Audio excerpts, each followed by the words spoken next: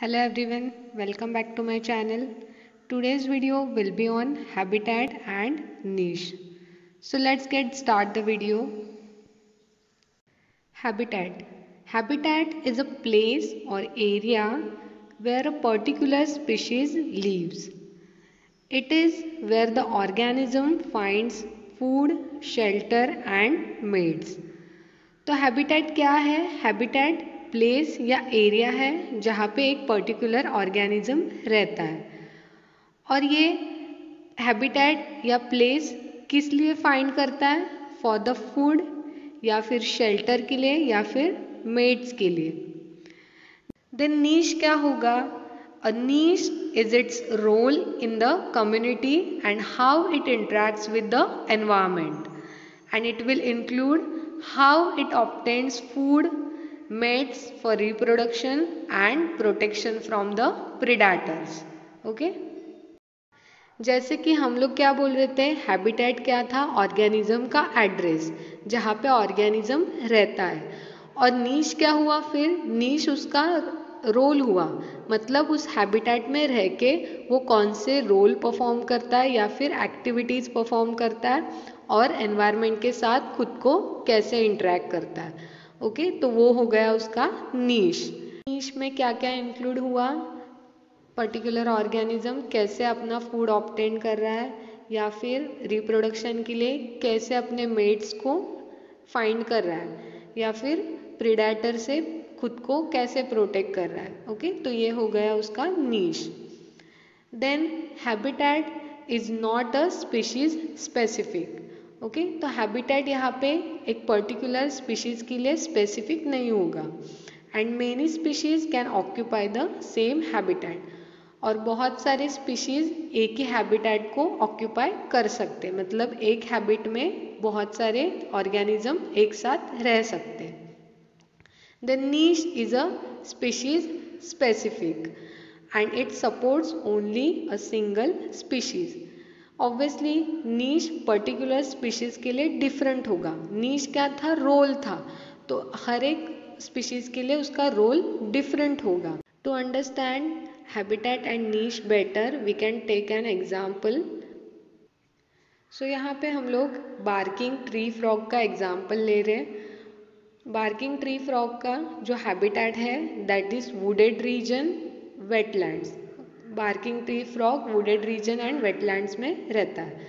Okay, सो ये उसका address हो गया, that is habitat. Then niche क्या हुआ? सो नीश में क्या क्या आया? उस ट्री फ्रॉग का बिहेवियर जिसके ऊपर वो फीड करता है और how he interacts with the predator, then impact on ecosystem. Okay, तो नीश में क्या क्या इंक्लूडेड है? उसका बिहेवियर, जैसे बार्किंग ट्री फ्रॉग है वो ट्रीज पे रहता है या फिर सॉइल में बरो करके रहता है. अगर उसे मेट्स को अट्रैक्ट करना है ओके फॉर द रिप्रोडक्शन, तो वो बार्किंग कॉल करके उन्हें अट्रैक्ट करेगा. फूड ऑब्टेन करने के लिए इंसेक्ट के ऊपर फीड करेगा और प्रीडेटर इसे खाएंगे. प्रीडेटर लाइक बर्ड्स, स्नेक्स, रकून्स, तो प्रीडेटर के साथ इंटरेक्शन शो कर रहा है. देन इकोसिस्टम के ऊपर इम्पैक्ट कैसे शो कर रहा है? इंसेक्ट को खा के इंसेक्ट का नंबर लिमिट कर रहा है, सॉइल में बरो करके सॉइल को एरेट कर रहा है और खुद को एज अ फूड सर्व कर रहा है. ओके, तो ये सारे जो एस्पेक्ट है उसे ही बोलते हैं niche. Then habitat consist of several niches. Okay, तो एक हैबिटेट में बहुत सारे ऑर्गेनिज्म रहते हैं, तो हर एक ऑर्गेनिज्म का नीश अलग अलग होता है, मतलब उसका रोल. तो एक ही हैबिटेट में बहुत सारे नीश प्रेजेंट होते हैं and the niche do not contain such components. Okay, so these are different habitats, जैसे कि ओशन है, डेजर्ट है, forest, grassland. Then there are three types of niches. First one is spatial or habitat niche. So this concept was given by Grinnell. Then second type of niche is trophic niche. This concept was given by Odom. And the third type of niche is multidimensional or hypervolume niche. and this concept was given by Hutchinson. First type is spatial or habitat niche. It deals with the physical space occupied by the organism. As we can see in this picture, यहाँ पे habitat क्या है? Tree. Okay तो single tree पे birds के different species यहाँ पे अपना स्पेस ऑक्यूपाई कर रहे हैं. Okay because of foraging location. इन्हें हर एक बर्ड की स्पीशीज है वो अपना डिफरेंट स्पेस ऑक्यूपाई कर रही है because of their different niche. Okay so this will be special और habitat niche. Then second type is trophic niche. It is on the basis of trophic level of an organism in a food chain. Okay. We all know about the food chain. Food chain में क्या होता है? Producers होते हैं और consumers होते हैं. Okay. और energy का flow होता है. Okay. And it will form the food chain. Trophic levels होते हैं food chain में. So we'll understand about the trophic niche. So here we have picture. Okay. So जिसमें ocean क्या है? Habitat है. And we all know habitat can be occupied by the different species.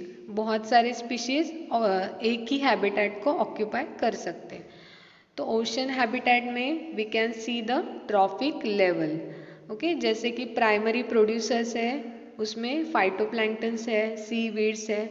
Okay उन्हें कौन consume कर रहा है? Herbivorous consumer. जू प्लैंक्टन्स है. ओके देन हर्बीवोरस कंज्यूमर को कार्निवोरस कंज्यूमर कंज्यूम कर रहे हैं.